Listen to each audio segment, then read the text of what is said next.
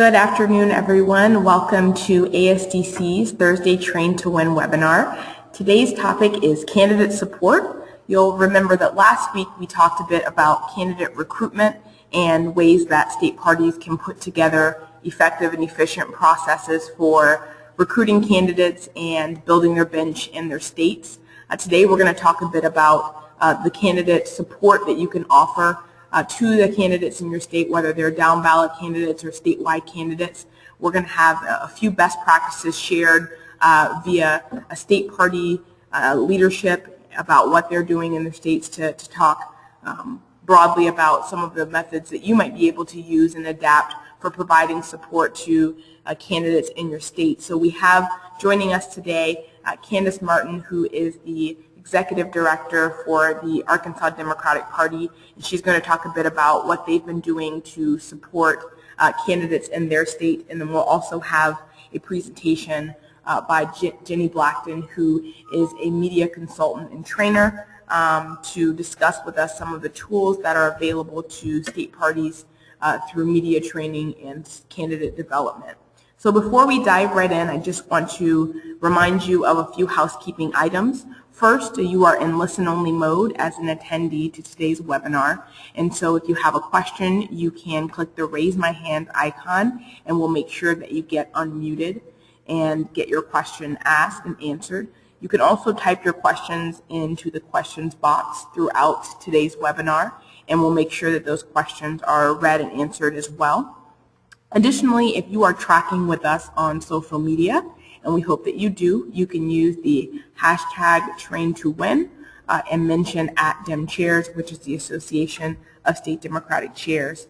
And again, as a reminder, we'll have Candace Martin first will share best practices from the Arkansas Democratic Party and what they're doing to support their candidates and kind of what they've done in the past as well. We'll have a Q&A session. We'll hear from Jennie Blackton regarding support that you can provide to your candidates in the way of media training and things of the like. And then we'll also have a Q&A session following Jennie's presentation. We'll close and we'll discuss about the evaluation process, as we hope you'll give us great feedback. So without further ado, I am going to turn the presentation over to Candace Martin from the Arkansas Democratic Party.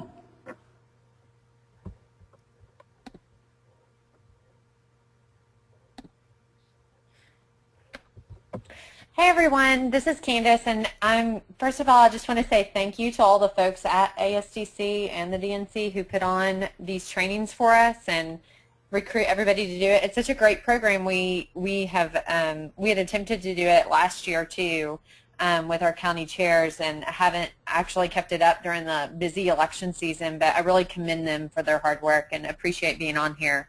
These have been extremely helpful training sessions for me. And I've always appreciated everybody's feedback. So I'm really honored that the DPA gets a chance to show off some of the things that we've done over the years for our candidates down the ballot. I know recently we've talked about recruiting candidates and getting them in on the front end, but today we're talking about how we want to make sure to keep them with us every step of the way. So, you know, we're all state party people, which is why I've got my little visual of a road here. As I'm sure we have all felt from time to time, we are always in the marathon, and a lot of times these campaigns are very short sprints, but it's kind of our job to make sure that our candidates are not just training for that sprint, but training for the marathon as well. And I just recently got back into running as my outlet, as I know that we all need, so you're going to see a little bit of a theme here today with my training presentation. Because I think that there are a lot of similarities, obviously.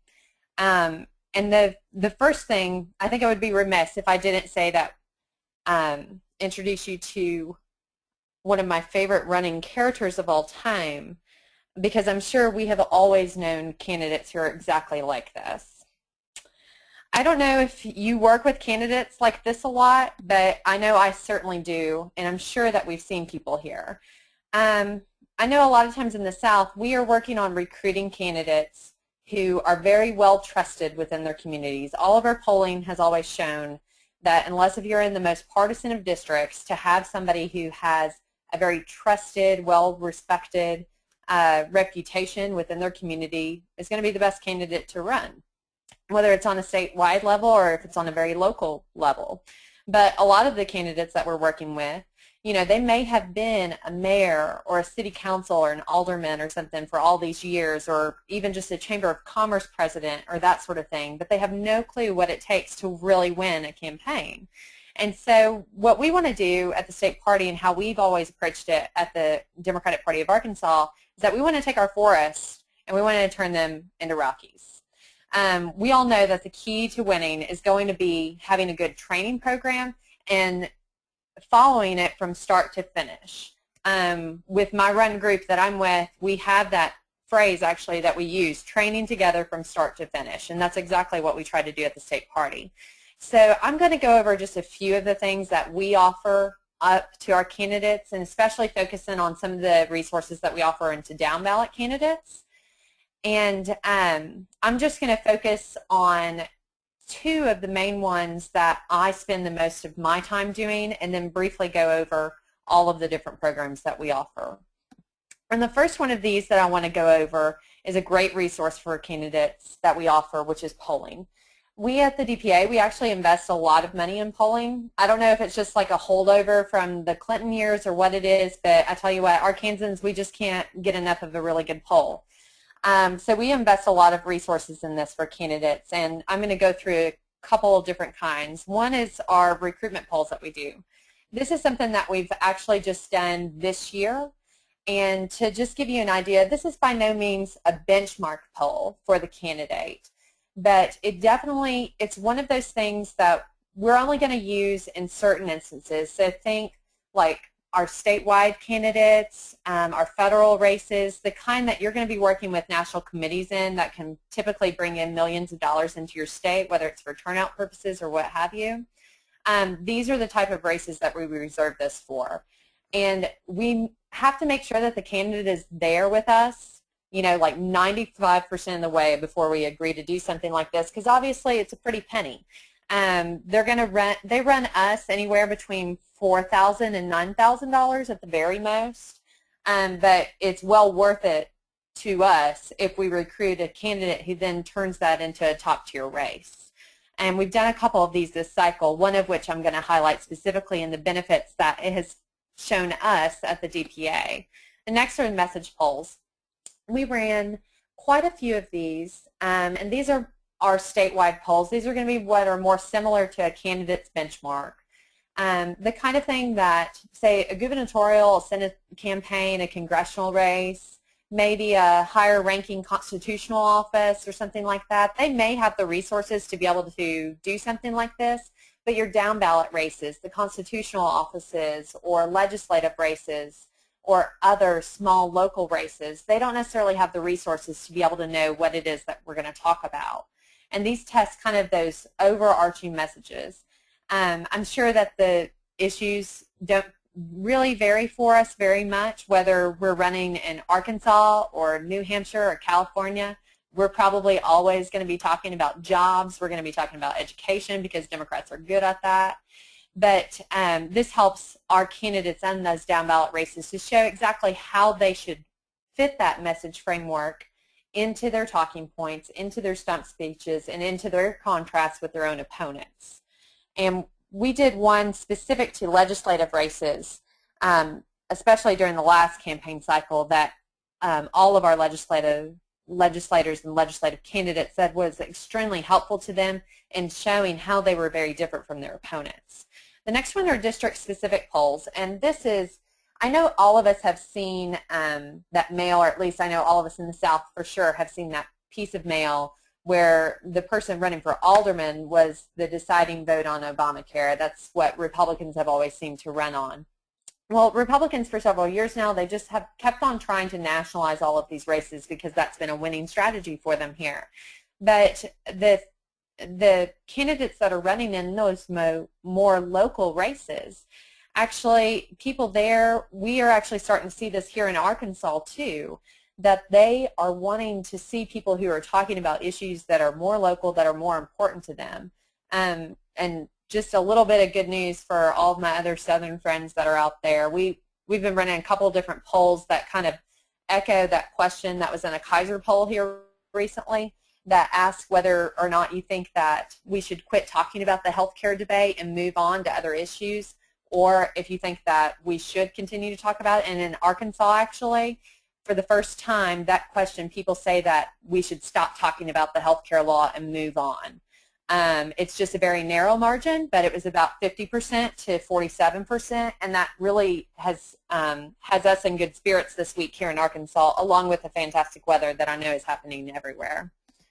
And then the last one is going to be tracking polls. I'm going to run through an example of this too, because we don't just want to get our candidates in there and then not give them a life preserver. We want to make sure that we're carrying them all the way across the finish line. And so these tracking polls are going to help us make sure that the resources, both their resources and our resources, are being spent in a very smart and efficient way. So just a couple of case studies to go through of how this has been beneficial to us here in Arkansas. So, you know, training together from start to finish. Here's the start. So here's one of my favorite examples from this year, actually. This is a guy that is running for Congress, and his name is, wait for it, Patrick Henry Hayes. I don't know how he doesn't just win just with that name, but Patrick is a great guy. He fits into that same kind of model of candidates that we have concentrated very hard to try to recruit. He's been a mayor, which are nonpartisan in Arkansas, actually. So he's always worked in a bipartisan manner. He's very trusted, and he's been a mayor for nearly a quarter of a century in central Arkansas. Well, we ran one of these recruitment polls for him whenever he was probably about 90% there into running for the race. And at the time, we were polling him against the current incumbent Congressman, Tim Griffin, who has caused problems all across the country, especially for us here in Arkansas, but also with all the voter caging that he did in Florida. And one of the things that was so surprising in this recruitment poll that we ran is that Pat's name recognition was through the roof. I lost a bet on this one. I'm one of those operatives, just like a lot of us, who think that nobody has any name recognition except for the president, a governor, or maybe your U.S. senator. But Pat's name recognition was actually sitting between 60 and 70%. It was extremely high, which was very impressive. Just like I said before, these recruitment polls that we do, they aren't a benchmark by any stretch of the imagination. So we go through, we test different name ID, we do an initial head-to-head between different candidates and the person that they're going to be running against. We go through a couple of our potential candidates' positives, we go through a couple of the negatives, and we go through our opponents' positive too. And so the initial head-to-head, Pat was pretty much breaking even with this current incumbent congressman. And then the final numbers, after we had gone through, probably about 5 questions that included both positives and negatives, Pat was actually beating Congressman Griffin by 10 points, which was really exciting for us. And the result was that Patrick got into the race. He's done everything that he should do as a candidate, and now the result is that he's been named by the DCCC as a red to blue race back in March, and that was the first time in Arkansas history, actually, that a congressional race had ever been named on the red to blue list. So we really considered this to be a huge success, and we hope that in November we're going to be celebrating that success with Patrick serving in Congress. The next example that I wanted to run through is the example of a tracking poll that we ran, and this is an example of how we carry our candidates not just at the onset where we're recruiting them, but we're making sure that we're there with them every step of the way. This candidate in particular I want to tell you about in this example, his name is Robert Thompson. You can look at the picture there. He's like an all-American kid, right? And I shouldn't say kid, he's older than I am, but who would want to defeat this guy, right? Well, for some reason, last election cycle, the AFP had it out for him. Now, statewide, last election cycle, on legislative races, we were outspent by Americans for Prosperity by 3-1 statewide.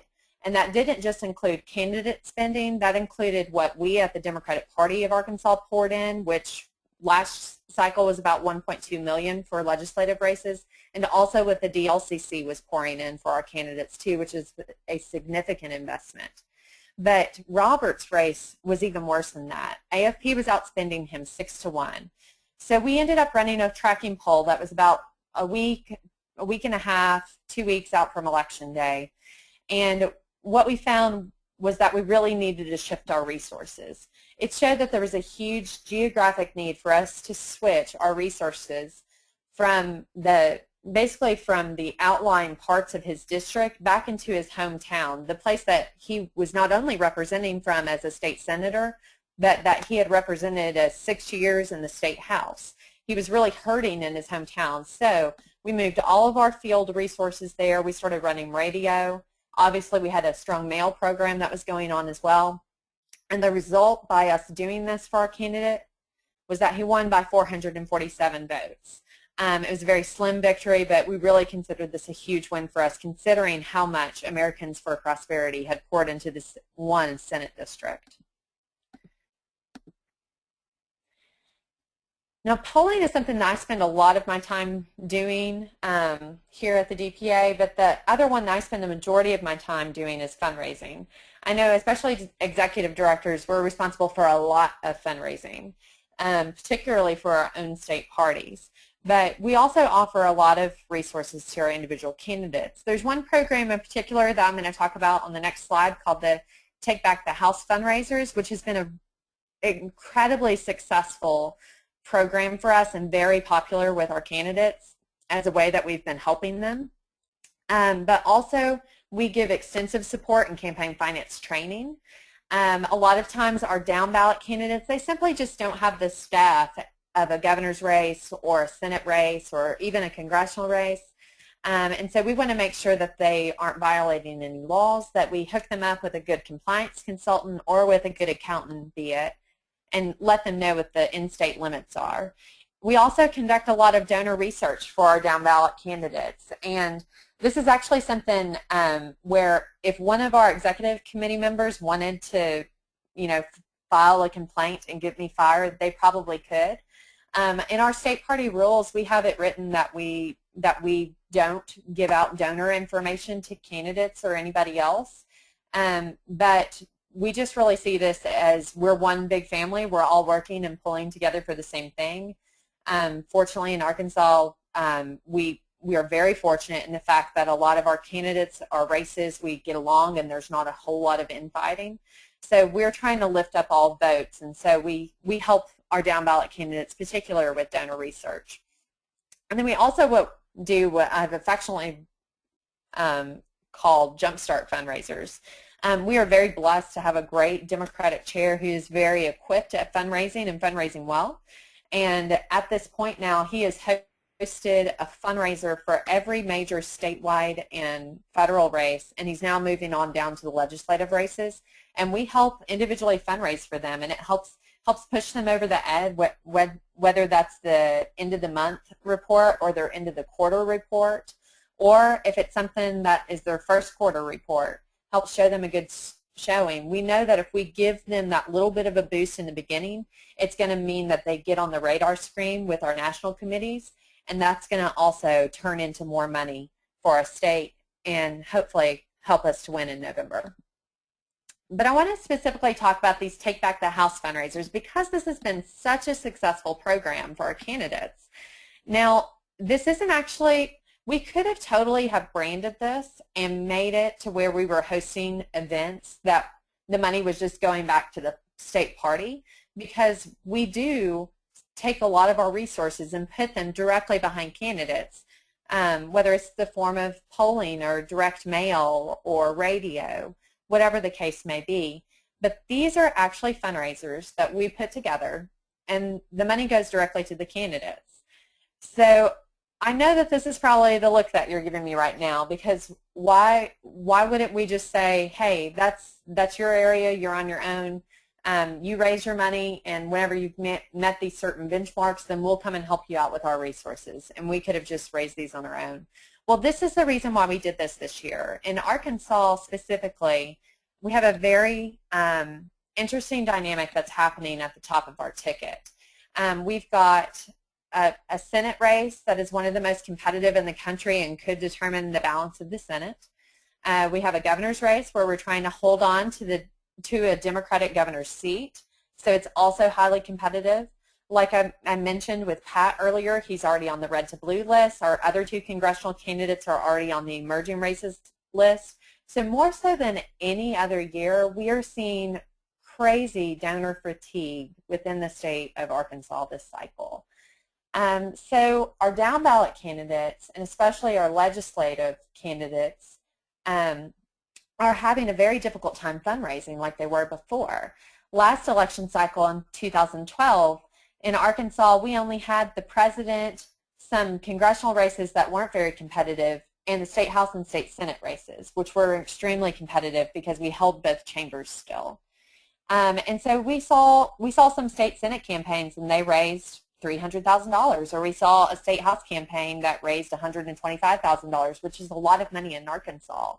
But those candidates aren't necessarily able to get to that point this year, maybe because they live in a more rural district or they just don't have access to those types of donors. So this was the plan that we ended up putting together. We determined our list of targets. And these were specifically for the state house because we were only 2 seats down. We know that if we continue to push very, very hard, that we do have a real opportunity to win back the state house. But we also know that we can't just invest blindly in races. So we needed to look at the numbers. We looked at, DPI and all of those different things to determine what our targets were going to be.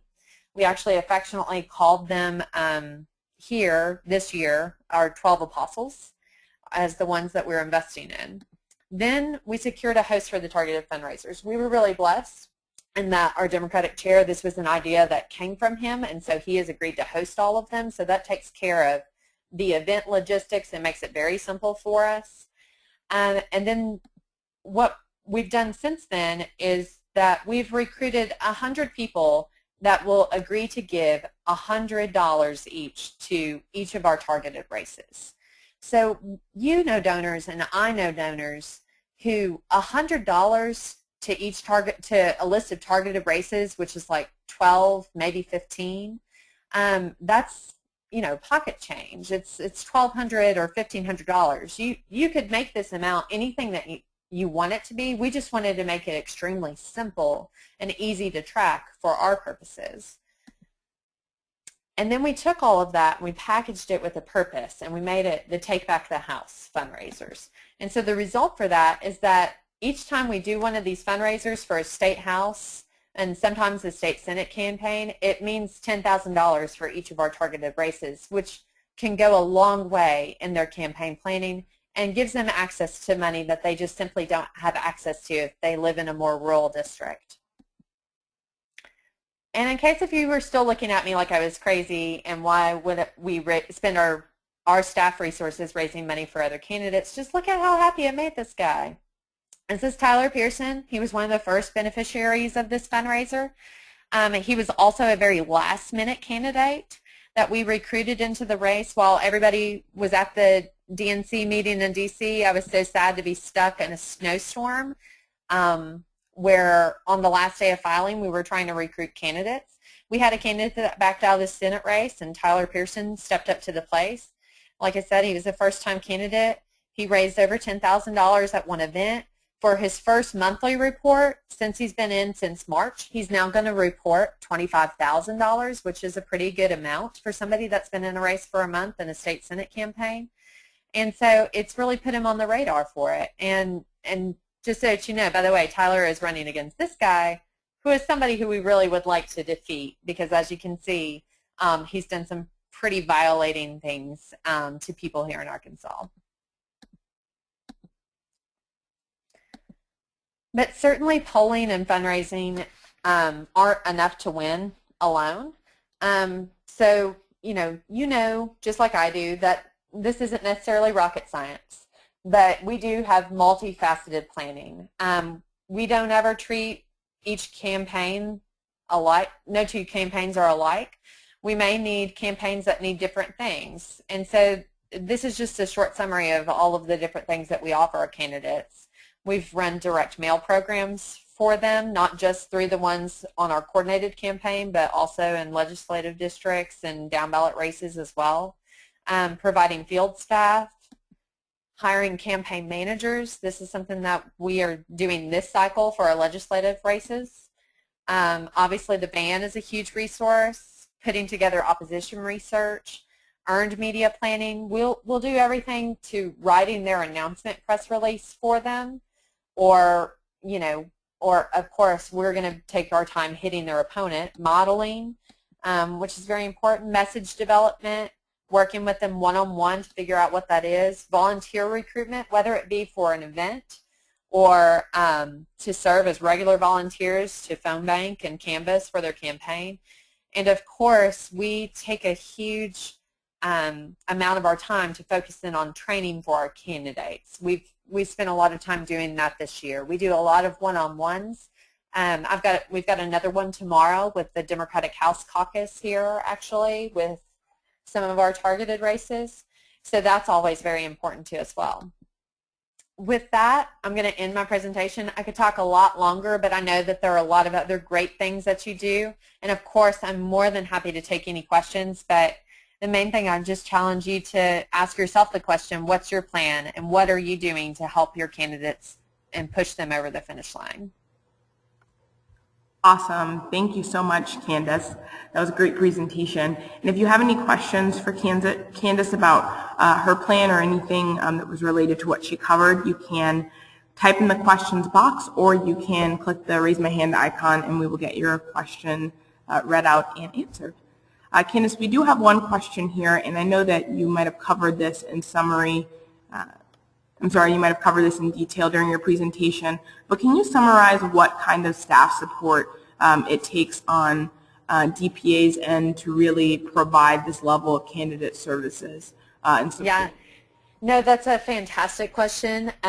You know, whenever I first took on the job of executive director, it was a little bit of a scary time for the DPA. So I don't know what the staff looks like for the person asking the question, but I can tell you whenever I started, we had 3 staff members at the DPA, which was it just wasn't going to cut it. Now we've raised that to about 10, not including what's already started coming in with our coordinated campaign and some other staff members that are just paid for by other national committees like your chapters and things like that. But I found that 10 has provided a really good balance for us to be able to provide these resources. So we have myself, I focus a lot on fundraising, especially with candidates nowadays. But we also have a communications director. We have an operations director who, he was one of those original 3 with me, so he can really do anything that anybody else on staff can do. We have a data director, a field director, a political director, and a finance director. So that's like our core team, I would say, that runs the majority of these programs, and then we have support staff on top of that to make sure that we're not just spending all of our time, you know, just answering the phones and putting out fires, which is a lot of what we do too. So. Great. Second question we have is, can you talk a little bit more about the one-on-one training that you provide to candidates? Yeah. I think a lot of times it depends on the individual candidates. I think, especially for first-time candidates that are coming out, they may not be the most comfortable with their message development, so we've worked a lot with them on that. We do a lot of one-on-one training on the van with both them and the people who are working with them. Our legislative candidates haven't ever had just a huge staff. They may have one consultant and a volunteer, a friend that's working with them. But, you know, we make sure that the candidate knows enough about the van themselves of what they need to know, but also that whoever is helping them is very well equipped to show them how to use that as well. And actually, you know, to this cycle, that's why we're going one step further by we're providing them with a campaign manager or campaign coordinator, whatever they'd like to take it, call it, who will actually help keep them on track so that they will meet their goals in terms of hitting specific field targets. Great. A third question we have is, can you talk about whether you do trainings with local organizations like county parties, and how should they and do they work to support candidates as well? Yeah. So one thing that we've done that has been very, it's just really started off, so we haven't been able to gauge the success of it thus far, but we've had quite a few counties sign up for it, is that we will provide free access to the van for counties as long as they sign an agreement with us that they have a data director, so to speak, who comes up with a plan for their county, and that plan should address areas like voter registration. It should also address certain data enrichments that they can provide for us locally. And I'm talking, I mean, they can even provide church directories or Chamber of Commerce memberships, that sort of thing, things that we're not necessarily going to be acquiring in public files. But as long as they provide a very clear plan to us, then we'll provide the van to them at no cost and come in and train them up on how to use that. We've also done a lot to encourage our candidates to use the van. They get, if they are successful and they win, they get a 1-year free year access to the van.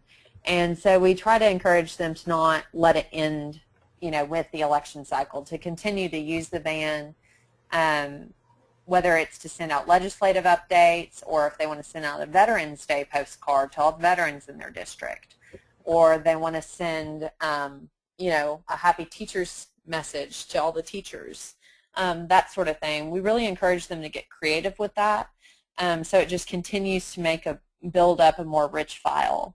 And that has been something that has been, you know, I wouldn't say wildly successful, but it's in the right stage, considering that we've just really started putting a huge emphasis on this.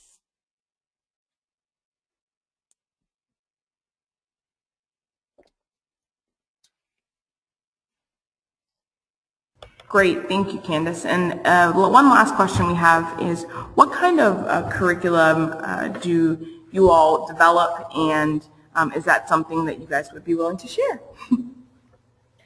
Absolutely. We have several different training sessions. Like I mentioned, we're doing one tomorrow for the House Caucus. But I'm more than happy to share any presentations that we have. I know we have a really good one on data that's already been done up. We have different things, whether it's, we've done programs from message polling, because a lot of times we will break that down into a presentation that looks a lot more like what we just did right here, because a candidate that's just running the first time, they may not know how to read all these different crosstabs and that sort of thing. So we break it down to them and we put it in plain people speak. So that way they aren't using a lot of just uppity language or anything, or boiling down in facts, which is something that we try to steer people from doing. But we've got good communications training plans, fundraising, campaign compliance, data, field. We're more than happy to share any of those resources ever. So. Wonderful, thank you.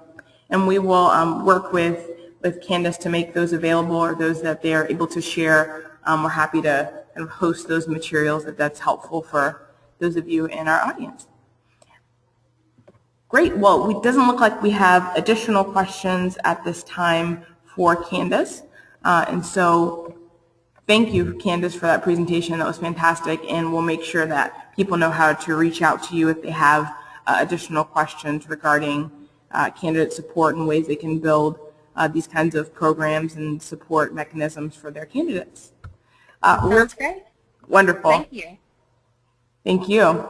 So we're going to transition to our next presenter, which is Jennie Blackton, who is a media consultant and trainer who has worked with a number of candidates, particularly down ballot candidates in the states.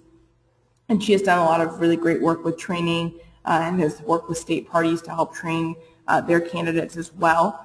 So Jennie, are you with us? Yes, I am. Thank you. Wonderful. So I will turn it over to Jennie, and she will talk a bit about the work that she's done with state parties. Okay. Thank you.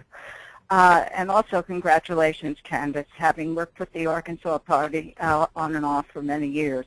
This is a complete revelation to me, just sitting here listening to hear what you're now providing your candidates. So that's wonderful. High props to you.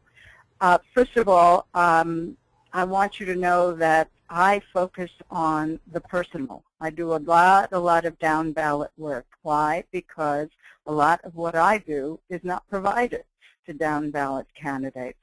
So in any state that I'm working in, I'm usually working with the very important people running for state legislature or mayors or people who haven't even been persuaded to run yet. And a lot of that can get accomplished in my workshop, which is titled 6 Fail-Safe Steps to Creating Your Message and Stump Speech. I'll explain more about that in a moment. But I think the first thing for the people who don't know me that's most important is that this is a support that the ASDC has offered to state parties for many years, and I'm happy to say Jennie and John have agreed to support it again. So in essence, what I do is to go to the state as someone who has worked all my life in both television, radio, on camera, off camera, and anything else that has to do with communication. I bring the training and the writing and the one-on-one work to the candidate. And Candace is absolutely right. A lot of times they hardly ever have a campaign manager, let alone somebody who really can run a campaign. And so at any given time, the state party can call on me to do almost anything. So let me give you some examples. In upcoming in Michigan, I'll be working with candidates that some of whom I haven't seen and some of whom I already have seen, courtesy of the Women's Caucus up there. And I have done a workshop with them on how to create a stump speech. I find that a lot of people who are afraid to actually get on the phone and fundraise or knock on the doors, a lot of people are afraid to knock on doors, not only candidates but volunteers too. So I do a lot of training of volunteers. And people who just plain cannot stand up in front of a group of people, an editorial board, or something as simple as a kitchen, and tell people why they're running and why it matters to the people standing in front of them and their district. Perception being everything. And this, I'm sure you all know, but the perception that comes from understanding that a person who is running is more interested in you than in telling you all about themselves and how great they are, that the person is interested in you, understands what your problems are, and understands that there is a creative way to get them solved that the opponent or the incumbent may have never done. And some incumbents have spent money in some really stupid ways. So I'm always telling candidates, you can be smart or you can be stupid with the way you spend the small amount of money you have. When I get to a state, the state party and I usually assess what it is each candidate that I'll be working with needs. And that is usually done in a one-on-one session, sometimes in a workshop session, and then go to a one-on-one in the next day after the workshop. The workshop itself, I'll explain now, is a highly interactive one. It gives candidates or people who could be candidates or people who are just activists who might even not have a thought in their head of being candidates but are in a district where you desperately need to recruit some bench talent. Those people come to this workshop and each of them gets a chance to work up front in front of an audience. And here's what they learn from me. They learn the 6 steps for how to persuade someone else. Persuasion, above all, being the key factor in getting a vote. So the first step is, why are you running? And the second one, I give you the answer, because there's a problem. Nobody would run if there wasn't a problem. The third question, and the most important part, this part of the second question that is most important, is who has the problem? If you're talking to a senior, their lives aren't the same as a young voter. If you're talking to a single parent who's juggling 2 or 3 different jobs, children, and maybe an elderly parent to boot, their lives do not have the same problems. And if you are running for an office such as state legislature, what you can do about them will be different than if you were running for, say, city council. And I work with all levels because there are stars at all levels. There are wonderful people that I've met over the years, hundreds and hundreds of people who have become, through the ranks, great federal offices, but also great senators, state senators, and state representatives. That is number 2. So be very specific about who has the problem. And what is it? Is it characterizable by an anecdote? Why? Because an anecdote is something that's more clearly understood, a tiny story, than any other item you could say, any other piece of policy. Number 3, then comes you. What do you know about that problem? People look at you and they think one thing. People look at a woman dressed in a nice suit who's running for office, as a lot of female candidates are, and they think, what could she possibly know about my life? She clearly has more money than I do. She can get her hair done. She looks nice. What does she know about me? But she does. That candidate can stretch to all kinds of ways and connections that she knows about what it's like to be you. And a lot of this I find out in my one-on-one consultations, because there are a lot of things people are afraid to say. They almost feel they're too personal. But a lot of times they're not too personal. They're just the thing that will make the audience, whether it's an audience of 1 or an audience of 50, nod their heads. And that's what you want. You want them nodding their heads. Number 4 is, okay, what are you going to do about it? You've got X amount of dollars if you're a city council person. How are you going to spend it? One anecdote I use in my own presentation is I was in Washington State, in a small town there. I had a lady who was running for city council. She had to deal with, among other issues, small business problems because the city council had run a highway down the main street, thus eliminating enormous amounts of small business in this town.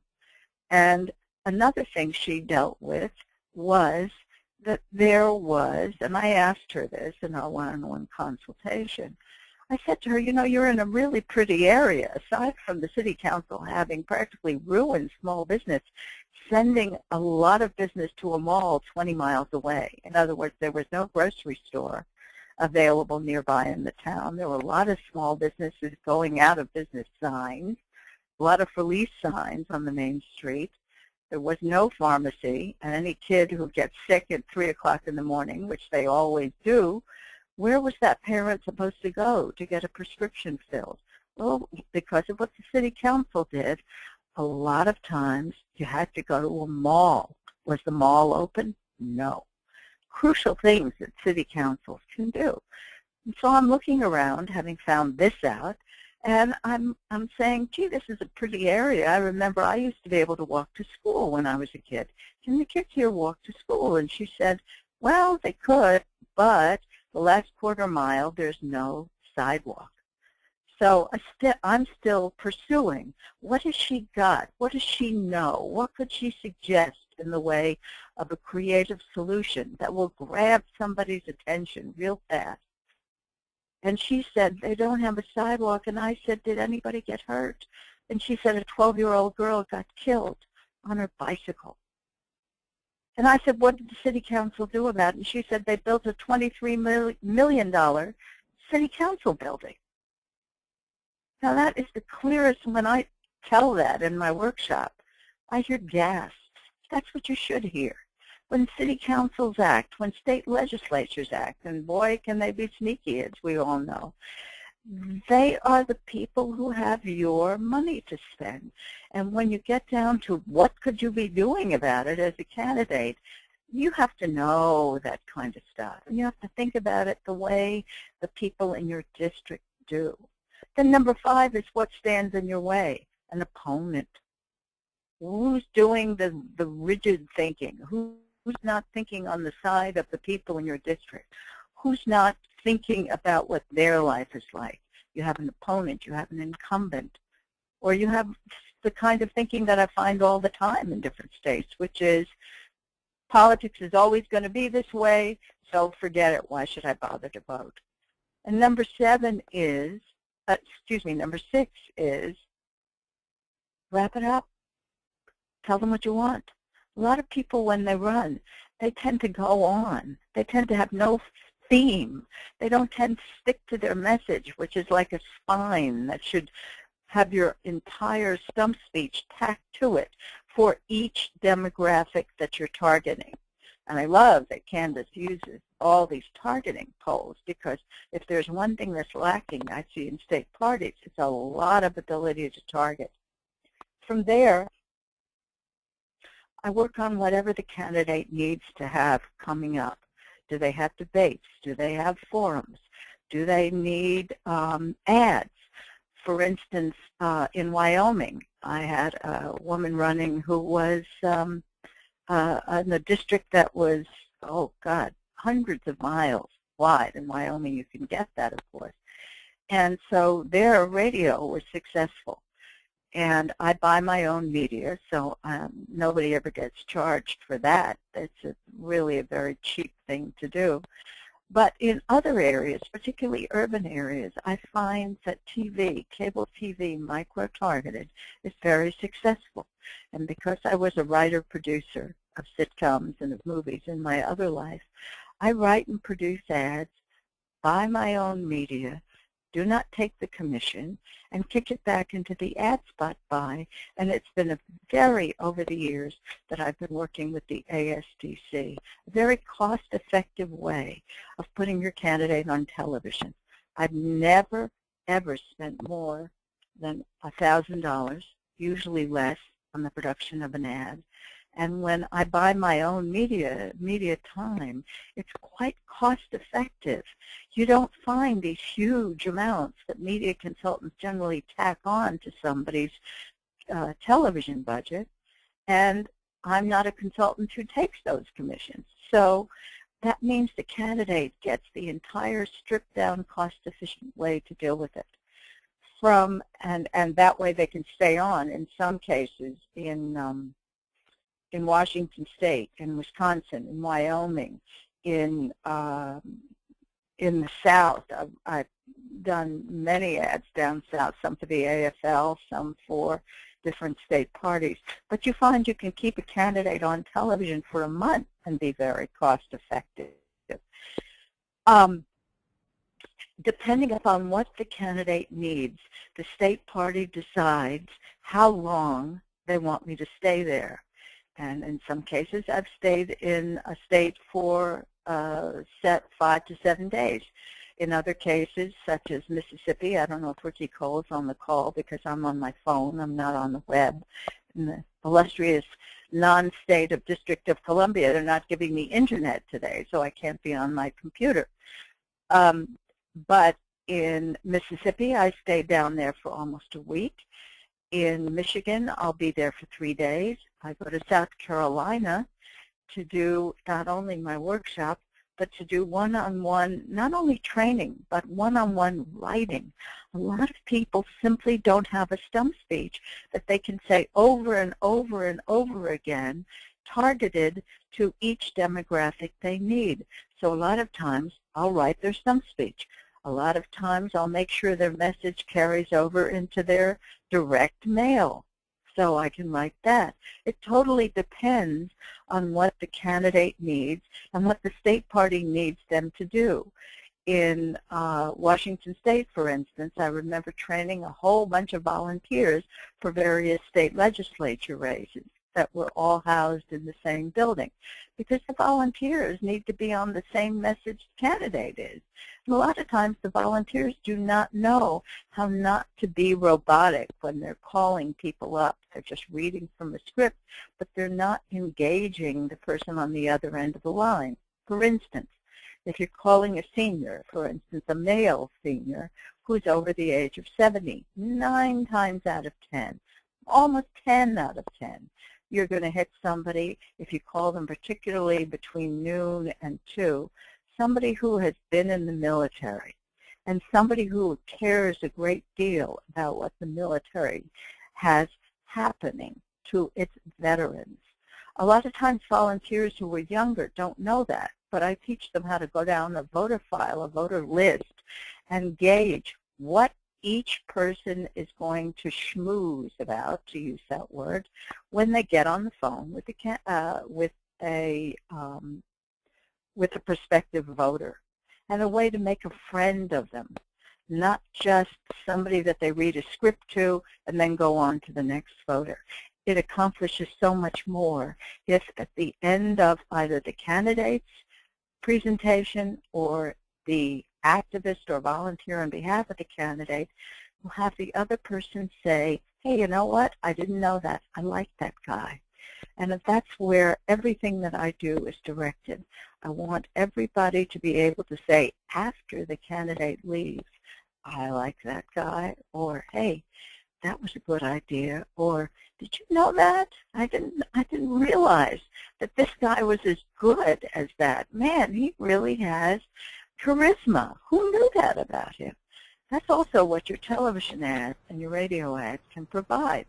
All of this is at no cost to the state party other than getting me there and putting me up. The state party, the ASDC, pays my fees. The Association of State Party Chairs pays. Great, Jennie. We are actually out of time for this particular webinar, but we will make sure that we give folks an opportunity to get in contact with you if they would like to request you to come down to their states or talk with their candidates or take advantage of the services and media training in the near future. So we definitely want to thank you for joining us and for sharing information and opportunities. And thank you again to Candace Martin from the Arkansas Democratic Party, who joined us earlier to talk about what strategies they use for candidate support. So with that, we are going to wrap for today's webinar. Thank you all so much for joining, and thank you to our 2 presenters today, and we look forward to talking with you on next Thursday's webinar. Thanks, everyone.